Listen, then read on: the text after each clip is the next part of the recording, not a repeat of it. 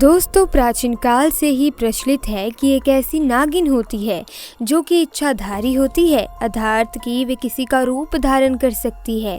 भारतीय सिनेमा में भी कई फिल्में इसके ऊपर बनाई गई हैं, जिनमें ये भी दिखाया जाता है कि इच्छाधारी नागिन कैसे पवित्र मणि की रक्षा करती है और अपने दुश्मनों से बदला लेती है।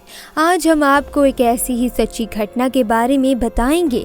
इस घटना की शुरुआत होती है राजस्थान के सिरोही जिले से लगे हुए एक छोटे से गांव से, जहां पर एक आयुष नाम का व्यक्ति रहा करता था। आयुष बहुत ही गरीब इंसान था। उसके पास कुछ गायें थीं और कुछ बकरियां भी थीं। उन्हें चराता, उनका दूध बेचकर अपने पूरे परिवार का पालन पोषण करता। एक बार उसने अपने छोटे भाई को गायों को चराने के लिए भेजा, परंतु जब वे गायें चराकर वापस लौटा तो आयुष ने देखा कि इसमें तो एक गाय कम है, शायद वे जंगल में कहीं रह गई होगी। उसके बाद आयुष ने अपने छोटे भाई से कहा कि तुम यहीं रुको, मैं जंगल में गाय को लाता हूँ। जब वो बीच जंगल में पहुँचा तब उसने देखा कि सामने पेड़ के नीचे एक गड्ढे में बहुत ही चमकीली चीज़ चमक रही है, तो उसने सोचा कि ये कोई बेशकीमती हीरा होगा। उसने नीचे से एक लकड़ी उठाई और उस लकड़ी से उस चमकीली चीज़ को हिलाने लगा, परंतु उसको बिल्कुल भी इस बात का अंदाज़ा नहीं था कि वो चमकीली चीज़ इच्छाधारी नाग की नागमणि हो सकती है। उसके लकड़ी से थोड़ा हिलाने के बावजूद भी जब वह चमकीली चीज़ बाहर नहीं आई तो उसने 2-4 बार लकड़ी से उस पर वार कर दिया, जिससे वहां मौजूद इच्छाधारी नाग के सर पर चोट लग गई और वे उसी समय वहां पर मर गया।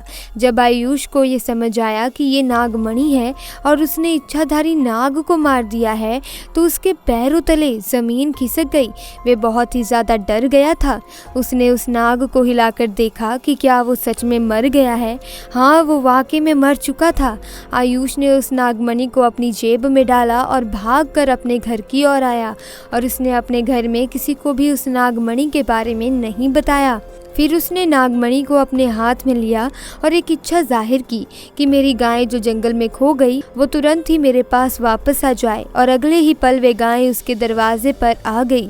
ऐसे में आयुष बड़ा ही खुश हो रहा था, मानो जैसे उसकी जिंदगी पूरी तरह से बदल चुकी हो। वो सब कुछ पा लेगा जो पाना चाहता है। परंतु दूसरी ओर इच्छाधारी नागिन ने नाग को मरा हुआ देखा तो वे गुस्से में आग बबूला हो गई।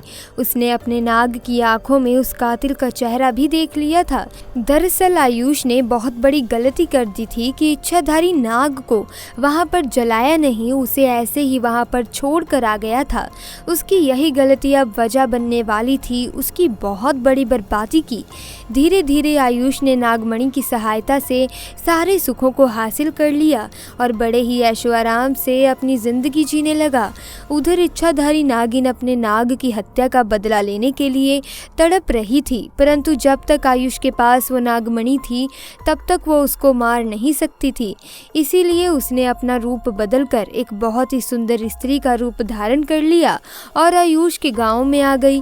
नागमणि होने के कारण आयुष बड़ा ही पैसे वाला इंसान बन चुका था। एक दिन आयुष काम के सिलसिले से एक गांव से दूसरे गांव जा रहा था। तभी वो इच्छाधारी नागिन एक सुंदर लड़की का रूप धारण करके उसके रास्ते में आकर बैठ गई और रोने लगी।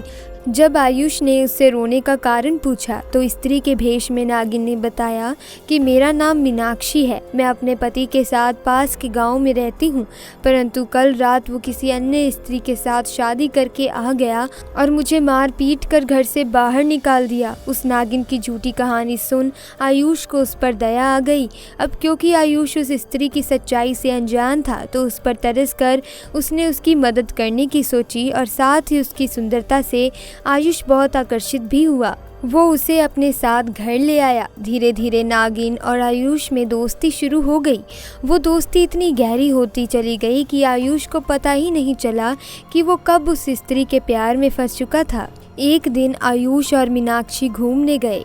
एक जगह पर बैठकर मीनाक्षी ने पूछा कि ये तुमने गले में क्या पहन रखा है, तो आयुष ने कहा कि ये तो एक मामूली सा तावीज़ है। वो नागमणि आयुष ने तावीज़ के रूप में अपने गले में पहन रखी थी।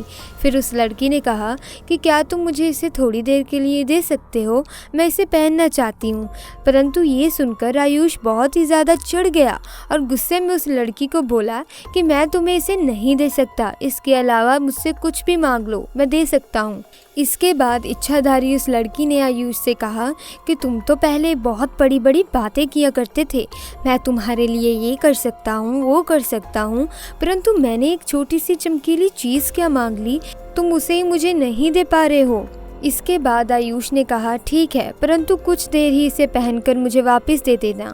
और आयुष ने उस चमकीली चीज़ को गले से निकालकर उस लड़की के हाथों में दे दिया। और जैसे ही नागमणि इच्छाधारी नागिन के हाथ में आई तो उसका स्वरूप भी बड़ा भयंकर और विशाल हो गया, जिसे देखकर आयुष कांपने लगा और इच्छाधारी नागिन ने उसे डस डस कर मार डाला और अपने नाग की हत्या का बदला ले लिया। दोस्तों, आप भी ध्यान रखिएगा कि नाग नागिन या किसी जीव जंतु पर वार नहीं करना चाहिए, क्योंकि हमारी छोटी सी गलती का हर्जाना बहुत ही बड़े रूप में हमें भुगतना पड़ सकता है। दोस्तों, अगर वीडियो अच्छी लगी वीडियो को लाइक कीजिए, चैनल को सब्सक्राइब कीजिए ताकि आपको ऐसी वीडियोस की अपडेट मिलती रहे। मिलते हैं अगली वीडियो में। वीडियो को एंड तक देखने के लिए आपका बहुत बहुत धन्यवाद।